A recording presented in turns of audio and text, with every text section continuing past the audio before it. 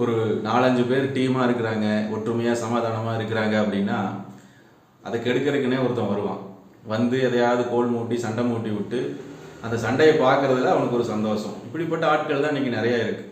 ஆனால் ஒரு மனுஷனுடைய வாழ்க்கை சந்தோஷமாக நிம்மதியாக இருக்கணும்னா அவனுக்கு சமாதானம் என்பது ரொம்ப முக்கியம்.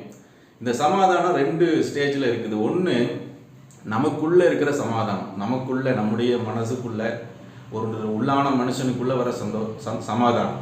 இந்த சமாதானம் எங்கேருந்து வரும் அப்படின்னு பார்க்கும்போது, சொத்து பத்துக்கள், நிறைய காசு பணம் நகை நட்டு நிறைய இருக்கிறதுனால இந்த சமாதானம் வருகிறது இல்லை. ஏன்னா இதெல்லாம் நிறைய சேர்த்து வச்சுக்கிற ஆட்கள் கூட இரவில் படுத்தா தூக்கம் வரல, நிம்மதி இல்லை, சமாதானம் இல்லைன்னு புலம்புகிறத நம்ம பார்க்குறோம். அப்போ இந்த சமாதானம் எங்கேருந்து வருதுன்னு பார்க்கும்போது அது கடவுளிடத்திலிருந்து வருகிறது. பைபிள் என்ன சொல்லுதுன்னா, எந்த ஒரு மனுஷனும் இயேசு கிறிஸ்துவின் உபதேசத்துக்குள்ளே, அதாவது இந்த பைபிள் வசனங்களுக்குள்ளே தன்னுடைய வாழ்க்கையை கொண்டு வரும் பொழுது அவனுடைய வாழ்க்கை ஒரு பெரிய சமாதானமாக அது இருக்கும். ஏசாயா 48:18 அதை நம்ம வாசிக்கிறோம். அவனுடைய வாழ்க்கையில் அந்த சமாதானம் ஒரு நதியை போல, வற்றாத நதியை போல அது இருக்கும் என்று சொல்லி அந்த வசனம் நமக்கு சொல்லுது.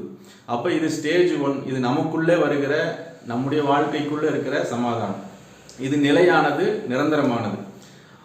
அப்போ ஸ்டேஜ் 2 என்ன அப்படின்னு பார்க்கும்போது, இப்படிப்பட்ட ஒரு மனுஷன் தன்னுடைய வாழ்க்கையை வேத வசனங்களுக்குள்ளாக கட்டுவானானால், கிறிஸ்துவ உபதேசத்துக்குள்ளே வருவானானால் அவனுக்குள்ள ஒரு நல்ல சமாதானம் வந்துடுது.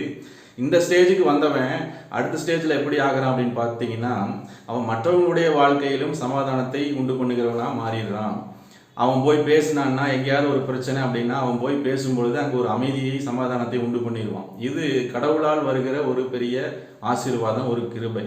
வேதம் பைபிள் என்ன சொல்லுது அப்படின்னு பார்த்தீங்கன்னா, மத்தேயு 5:9 சமாதானம் பண்ணுகிறவர்கள் பாக்கியவான்கள், அவர்கள் தேவனுடைய புத்திரர் எனப்படுவார்கள். இப்படி செய்கிறவங்க கடவுளுடைய பிள்ளைகளாக அவங்க இருக்கிறாங்க என்று சொல்லி அந்த வசனம் நமக்கு சொல்லுது.